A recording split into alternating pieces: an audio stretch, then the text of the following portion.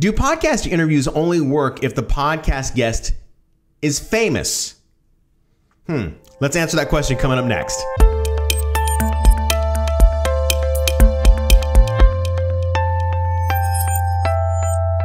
Hey there, podcaster. My name is Shannon, radio broadcaster, podcaster, and a podcast producer. And today's video is powered by Agora Pulse and sponsored by my podcast, The Swing Shift Side Hustle, which you can find in the Apple Podcast Store, or of course you can find it anywhere else where you get your podcast. But it is a podcast for creatives just like you, where I interview those creatives like musicians, artists, photographers, whoever, or maybe even a business owner who is trying to get a little more creative with their marketing. I interview them and talk about their processes and just learn a little bit more about them and get a little more personal. So go check it out, give it a listen, make sure to rate and review it, and I would really appreciate that. Thank you so much. And of course, today we're talking all about podcasters who think that podcast interviews only work with famous people. This is a question that was asked up on my YouTube channel just a couple of weeks ago.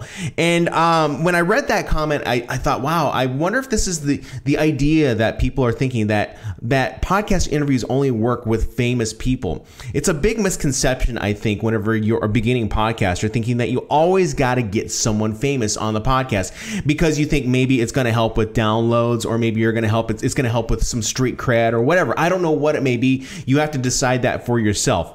But what I will say is that whenever you're thinking about interviewing someone, you have to understand and realize what is the benefit that your listener is going to appreciate whenever you deliver the podcast to them. Are they going to appreciate someone who is famous, or are they going to appreciate someone who is giving value? So it's going to be up to you. You have to decide that goal from the very beginning. Now, if I were to ask you and advise you right now, what is it that you should be really focusing on? You should be focusing on the value that you give. Now, if you do get someone who is famous and they do provide value, then hey man, it's like kind of a double whammy bonus, right? You get someone who did double the work for you. So it could be anyone who's in a space, whether it be a photographer who is famous in the space, or maybe it's a musician who's famous in that space. Maybe it's a digital marketer in that space. Anyone can be famous, and anyone could have a large following, an influencer following. But it really all matters about you and the content that you're providing. The content that you provide as a podcaster should be of value, whether that value is with laughs, whether that value is with information, education. You have to decide this at the very beginning. So don't think that famous people are going to give you that answer or going to give you all those downloads, because I will tell you this right now. It's funny that I bring this up because even with my own podcast, I'm interviewing people who are famous around the nation within the niche. But it doesn't really translate all the time whenever, people are downloading my podcast.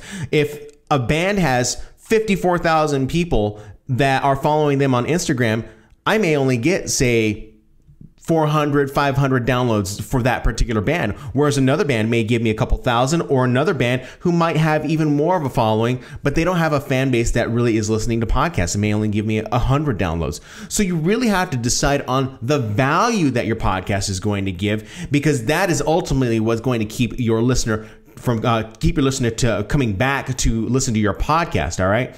So let's talk about some tips on what you can do to become a better interviewer with a guest who is either famous or not so famous. It's about the value that you're going to give. I also gave some good tips in last week's video that you might want to check out. It's going to be up here in this video. It should fly out like right there. It should fly out. So go ahead and check that out. So what I want to share with you today are some tips that you can do whenever it comes to getting that interview, and of course what you should be doing prior to the interview. Okay, the first tip that I think you should really look out for is the research. What kind of research are you doing? I know this seems kind of like a no-brainer when it comes to interviewing a guest, but just depends on the research. This is my process that I go through whenever I go and look up a guest, all right? What I typically do is I go through their Instagram feed, or I go through their Facebook feed, or I go through their About section on their website. In fact, when I go through the About section on the website, that is like the best introduction that you could give whenever you start your own podcast, is that you're introducing your guest and everything is all on the About section. All you got to do is just read everything that's on the About section if someone has a website. If someone's super famous, then you can can just really write your own quick brief bio. You could say that, like John Travolta was in Grease back in the day, the boy in the plastic bubble, and he did Phenomenon. He's done a number of other movies, Pulp Fiction, whatever. And you can do this intro and make it the way you want it to sound. But if it's someone, say, on a little less caliber, maybe they're famous within a niche, go to their About section, because likely there's a chance you can read more about who they are right there, and that will provide a great intro for you and less work that you have to do as far as writing out any type of intro. All right. Now, when it comes to the Instagram portion and researching their social media, I love to research guest social media, because there are a lot of telling stories that they can provide on social media, especially on Instagram and, say, Facebook pages. All right.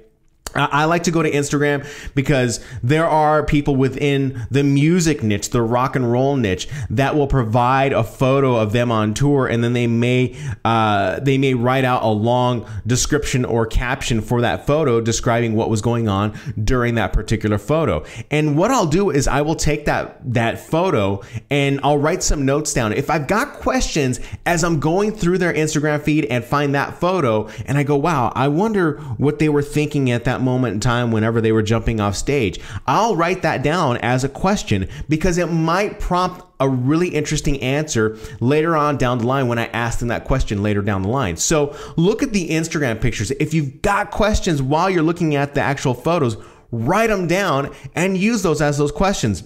So I was telling this to someone the other day, just because a fan may know something about your guest, it doesn't mean that, say, another fan doesn't know about them. Say there's 100,000 people that might know the question, that answer to the question that you're going to ask, but there might be 200,000 other people who don't know the answer to the question that you're going to ask. So ask the question anyway. It's always good to get it out there. If the question is something that is most common, it has a common answer through your research, then it's probably best to not ask that question, maybe go down a different road. But just be smart whenever you go through and you do your research and you're looking up all of this information. All right. Next, what I want you to do is I want you to build a rapport with your guest. How do you build rapport with your guest? Well, it's just really kind of about being a human and like making a new friend. All right. When I did this interview with these guys in Greta Van Fleet, one of the comments that I had from someone who had left a comment on Podbean said, I really enjoyed the interview that you had done with Greta Van Fleet. It sounded like you guys were just vibing together and like you were just friends together. And that's what really, in my experience, that's the best way to do an interview, because it really draws the listener in and helps them feel like they're a fly on the wall, but they're also part of the conversation. So really your interview is going to be kind of like a long icebreaker, one long icebreaker where you're just talking with them and you're having fun with them.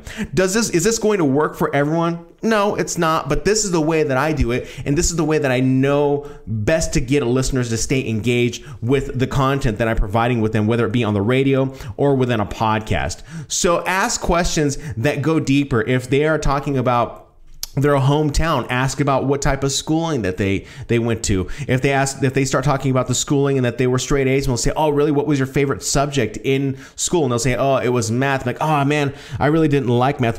How come you didn't decide to go and be an engineer instead of being, a photographer? And then they'll give an answer. So you can really dive deep down into the rabbit hole of this person and discover more about who they are. So build that rapport with them, be their friend, and act like you've known them forever, because they'll appreciate that more than you know. One of the keys to a really great interview, whether it's someone who's famous or not, is actually being a really great listener. Now, this is something that is a challenge. I'm not going to say it's hard, but it is a challenge, because when you're listening to someone give a response in your podcast, there may be a number of questions that are being triggered in your head, but like, well, I want to ask that, and I want to ask that, and I want to ask that. So what I'm going to recommend to you is that you always have a pad and paper ready, or I'm sorry, a pad of paper, a pen and a paper ready, so that you can write questions down, so that you can ask them later. Doesn't mean that you have to write the full questions down, but you can write little notes, because you can refer back to them and always go back into the interview saying, hey, I want to back up on something that you said before,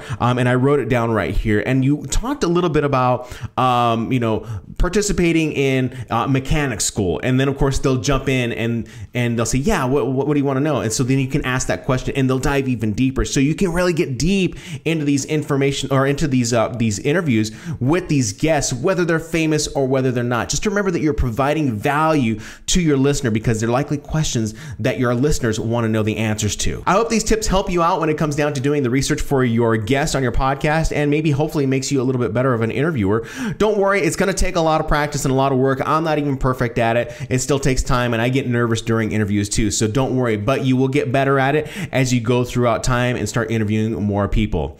If you enjoyed this video, go ahead, leave it a thumbs up down below. If you're watching this on YouTube, I really would appreciate it. Hit that subscribe button and hit the little bell button because that will notify you whenever I drop a brand new video into YouTube, so you can come on over and communicate and talk with me. And I invite your comments down below in the section on YouTube, and let me know, how are you doing your research for your guests? And have you had a famous person on your podcast, and what has that done for you? Has it given you more downloads or has it provided you more value? I'd love to know what you have to say about that down in the comments. And lastly, if you're looking to get into this podcasting game and you're just not sure where to start, I've got an essential quick start guide that you can download for free. The link is down in the description below, or you can go ahead and click up here on the screen right now, and it'll take you on over to that website, and you can download that completely for free. It will help you out. In the meantime, I appreciate you guys watching. Thanks so much, and we'll talk to you next time.